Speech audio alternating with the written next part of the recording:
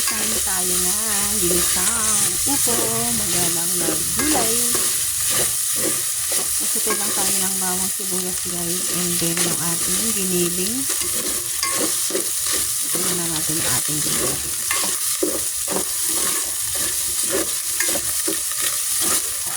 Mas masarap sa guys. And then lalagyan natin ng maliliit na hipon guys. Ayan, hibi. Lagyan din natin siya ng hibi. Para mas malasa.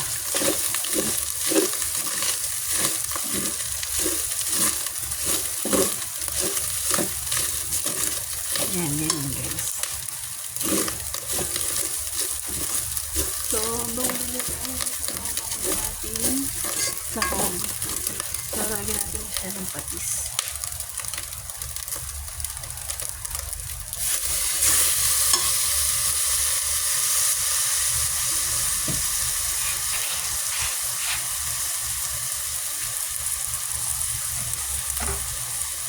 So, lutuin din natin yung patis guys.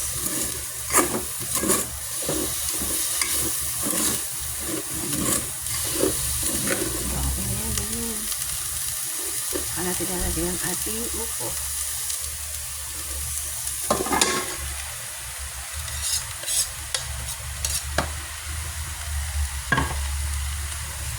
Lagyan natin ng sesame.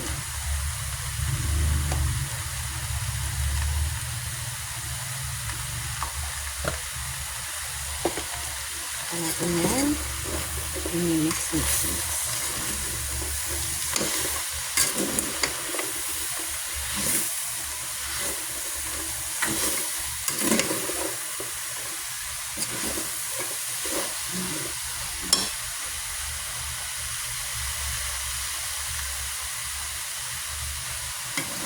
Yun lang yung magiging sabaw na guys, yung patas ng ating pupo. Hindi natin nilalagyan ng water. Hindi rin yung magiging sabaw niya. Ayan. Over muna natin yan guys. Hanggang sa maluto yung ating gulay.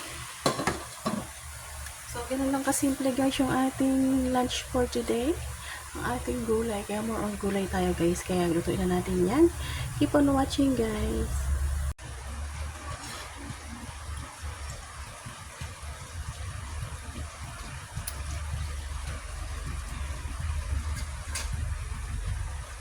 Guys, yung ating magalang na gulay.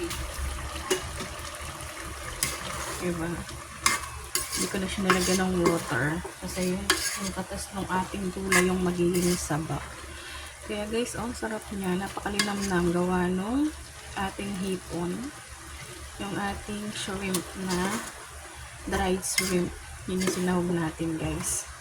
Diba? Tingnan mo naman oh. Diba? Solve na naman ang ating pananghalian dyan guys. San ka pa? Diba sa gulay ka na? Pero kahit magmahal yung gulay guys, go pa rin tayo dyan. Nagmahal ang ating gulay mga kamimasor.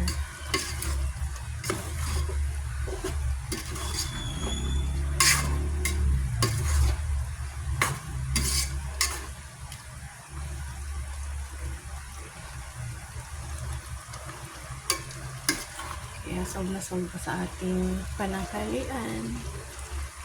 So kayo guys, anong ulam ninyo? Kami ay eto. Diba? Sarap.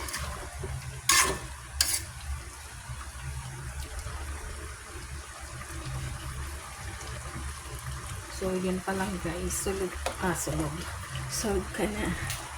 Diba? Maghanap ka pa ba ng ibang ulam? Yan pa lang ay okay na. Then, syempre, nakaluto na rin kami ng ating rice.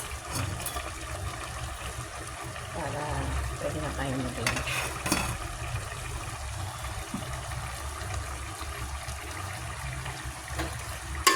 Yun naman guys. Luto na yan. Pwede na yan guys. Ayan.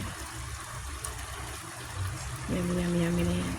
Okay na din yung timpla niya guys. Kaya, done cooking na tayo guys. Thank you for watching.